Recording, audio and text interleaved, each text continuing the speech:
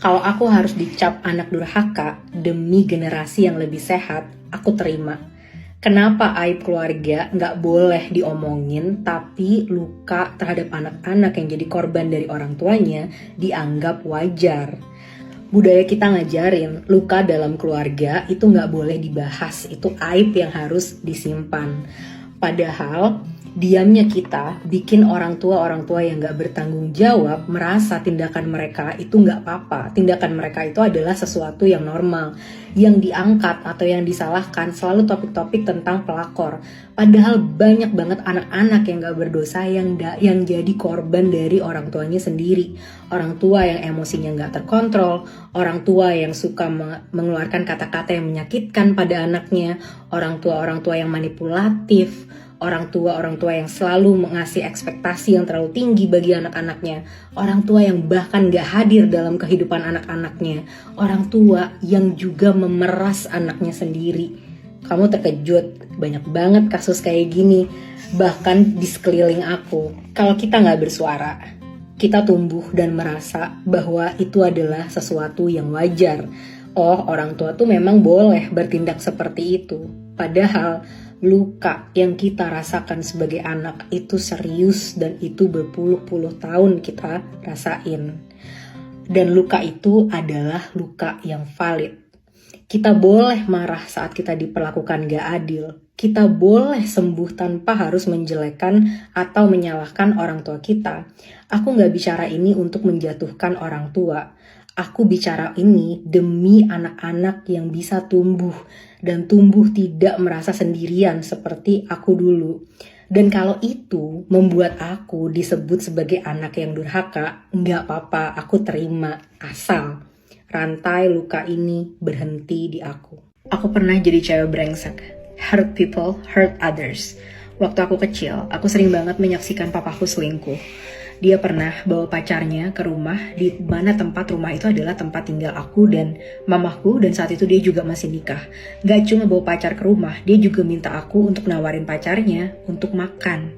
Dan aku pernah ngecek handphone papa aku dan di dalamnya tuh banyak banget message I love you dari berbagai macam perempuan dengan berbagai macam nama dan nomor yang beda-beda. Tapi ternyata dari yang tadinya aku korban, akhirnya aku jadi pelaku.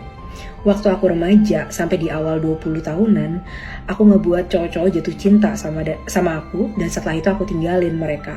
Dan ini jahat banget karena ada yang bahkan sampai nggak naik kelas saking sedihnya, ada yang sampai pindah negara karena pengen deket sama aku, ada yang bahkan sampai pindah agama. Aku bahkan dulu sempat kepikiran kalau aku tuh nggak mau nikah, aku mau jadi perempuan sukses yang hidupnya sendirian aja gitu, dan aku akan pacaran, terus saat setiap aku bosen akan aku buang cowok-cowok itu. Ada rasa puas saat aku melakukan ini ke laki-laki, karena aku merasa kayaknya aku bisa melampiaskan rasa ini ke laki-laki yang saat itu sebenarnya adalah figur papaku. Dan aku juga ngerasa kalau wah, kali ini aku punya kontrol. Biasanya aku diinjek-injek, disakitin, aku cuma bisa diem aja, tapi kali ini kontrolnya ada di aku. Tapi semua berubah saat aku akhirnya mulai terapi. Dan aku belajar bahwa luka-luka yang belum sembuh itu bisa jadi perilaku-perilaku yang menyimpang dari kita sebagai manusia. Dan kalau itu dibiarkan terus-menerus, akhirnya bisa menjadi behavior atau bisa jadi bagian dari personality kita sendiri. Serem banget kan? Dan akhirnya dari situ aku memilih untuk menjadi sembuh gitu, karena aku yang tadinya korban ternyata telah menjadi pelaku. Aku sangat tidak bangga dengan cerita itu, tapi kalian jangan khawatir karena orang yang brengsek itu akan ketemu dengan orang yang lebih brengsek lagi. Jadi setelah aku melakukan itu semua, aku ketemu sama rajanya orang brengsek yang bikin aku terkewer-kewer bertahun-tahun. Mungkin banyak yang akan berpikir, terus apa sih sebenarnya yang dimauin sama seorang anak gitu kan? Kayaknya banyak banget tuntutannya gitu. Padahal yang dimauin sama seorang anak itu sangat simple. Satu, dicintai apa adanya. Kita mengharapkan orang tua bisa menyayangi kita apa adanya, sesuai dengan kondisi diri kita sejujur-jujurnya. Bolehlah kalau mau memberikan sedikit ekspektasi atau mau memberikan sedikit saran berdasarkan pengalaman mereka, itu pasti akan kita dengarkan. Tapi pada ujung-ujungnya kita ingin mereka bisa mengakui bahwa siapapun kamu, apapun kamu, kita sebagai orang tua tetap mencintai kamu apa adanya. Mungkin kalau kamu belum sempurna, sempurna, nggak apa-apa, kita akan selalu doakan dan semoga kamu selalu berusaha gitu kan.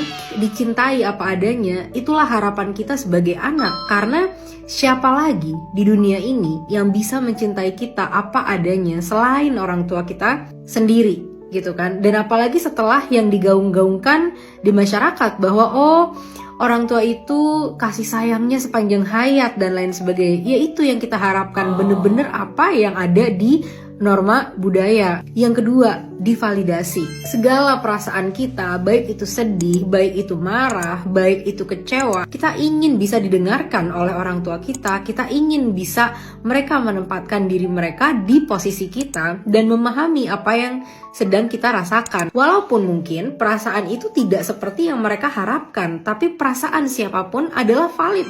Apapun yang dirasakan oleh semua orang adalah valid dan mereka berhak memiliki perasaan itu, apalagi mengungkapkannya sebagai seorang anak. Kita berharap untuk bisa didengar, untuk bisa dipeluk, untuk bisa dipahami perasaannya. Dan kalaupun memang ada sesuatu yang salah dari perilaku orang tua, kita juga mau kok untuk memaafkan gitu. Kalau memang mereka mau meminta maaf. Tapi ini kan enggak gitu situasinya. Bahkan aku bisa bilang seorang anak itu nggak peduli loh dengan kondisi ekonomi orang tuanya. Karena pada saat mereka dewasa, mereka akan bisa gitu mencari sendiri uang, mencari sendiri, membangun sendiri kehidupan finansialnya. Tapi cinta, validasi itu yang dibutuhkan oleh seorang anak.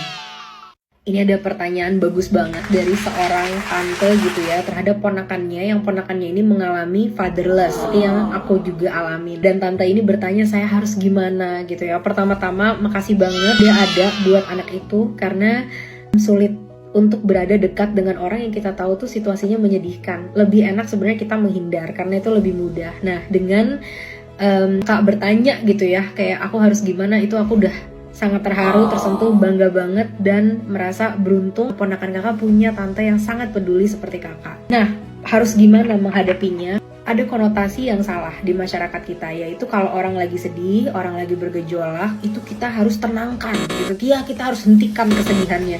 Itu tuh salah dan itu sakit banget sebenarnya. Jadi saat orang sedang merasa yang mereka perlu adalah divalidasi dan dibantu keluarkan perasaannya. Jadi perasaannya itu nggak stuck di dalam diri dia gitu. Walaupun itu seorang anak, jadi kita ajak ngobrol aja. Emang kamu ngerasa gimana sayang? Oh iya sedih ya gitu.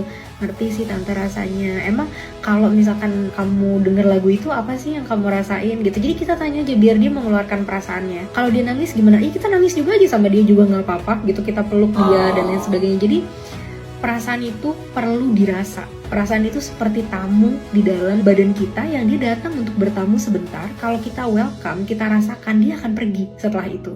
Yang menjadi sakit adalah saat perasaan itu nggak bisa keluar dengan cara dia anak ini nggak punya tempat untuk bisa cerita perasaannya seperti apa. Atau saat anak ini cerita, dia nggak menemukan rasa aman karena orang dewasanya bilang, udahlah jangan sedih, kamu kan juga punya tante juga ada di sini buat kamu dan lain sebagainya. Itu sama sekali nggak ngebantu. Itu adalah berarti kamu ngasih tahu kalau dia tuh nggak boleh ngerasa perasaan itu gitu. Dan itu ngebuat anak merasa udah dia sedih, dia bingung lagi, oh dia salah lagi gitu kan. Jadi oh harusnya nggak begini ya. Itu yang ngebuat kacau. Jadi duduk di sebelahnya, ada sama dia. Kalau kita sedih, nangis dengan dia, tunjukkan bahwa mengeluarkan emosi itu nggak apa-apa gitu. Dan aku harap dulu ada orang yang melakukan itu sama aku, dan kalaupun enggak, banyak juga orang yang menghibur aku, dan aku sangat berterima kasih terhadap orang-orang baik itu. Jadi terima kasih, kalian adalah malaikat untuk anak-anak kecil tanpa ayah ini. Diaspora yang ada di luar negeri, please jangan lupakan bangsa kita dan dari mana kita berasal. Semakin jauh aku merantau, semakin aku melihat kejayaan bangsa-bangsa di luar, semakin aku ngerasa sedih dan miris dengan keadaan negaraku sendiri. Aku tinggal di negara paling bahagia di dunia, yang fasilitasnya, sistemnya sudah luar biasa, kesejahteraanku dijamin, gajiku luar biasa tinggi, kualitas hidupku luar biasa baik. Tapi yang terjadi adalah aku pikir aku bisa melupakan bangsaku dan udah hidup aja gitu dengan tenang. Tapi ternyata gak bisa, malah justru semakin aku udah mencapai kenyamanan dan hidup yang sejahtera, makin jiwaku terpanggil-panggil untuk membantu negaraku sendiri. Please, diaspora yang ada di luar sana, bersuaralah kalian semua, tunjukkan kapabilitas kalian. Jangan terima apapun yang pemerintah Indonesia lakukan terhadap masyarakatnya, terhadap kita-kita lagi gitu, karena kita pernah jadi mereka. Jangan lupakan dari mana kita berasal, terutama ya para orang-orang penerima LPDP. duit pendidikan kalian itu dibayar dari hasil pajak rakyat yang mereka sendiri belum sejahtera. Jadi jangan sampai kalian udah disekolahkan tinggi-tinggi di sekolah terbaik di dunia, tapi kalian lupa dari mana duit itu berasal dan malah tinggal di luar negeri dan gak pernah pulang lagi. Kalau memang alasannya aku pengen punya pengalaman dulu di luar biar bisa ngumpulin dan balik ke Indonesia untuk berkontribusi, aku support itu.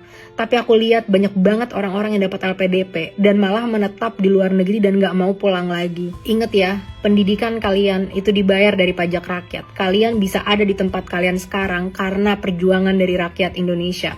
Pulang kalian semua dan bangun bangsa kita. Jangan kita senang-senang di luar negeri terus kita nutup mata dengan apa yang terjadi di negara kita yang justru semakin hari semakin hancur. Dengan kita tinggal di luar negeri, kadang kita malah makin sadar bahwa Indonesia itu kayanya luar biasa. Negara-negara lain kadang-kadang bahkan gak punya sumber daya alam, sumber daya manusia pun sedikit jumlahnya, tapi mereka makmur, mereka maju, mereka kaya raya, mereka sangat sejahtera. Kenapa negeri kita sehancur ini dengan alam yang sekaya itu, dengan sumber daya manusia yang seberlimpah itu? Karena duitnya dikeruk bukan untuk kesejahteraan masyarakat, tapi untuk kekayaan pemerintahnya yang semakin hari semakin gila hormat.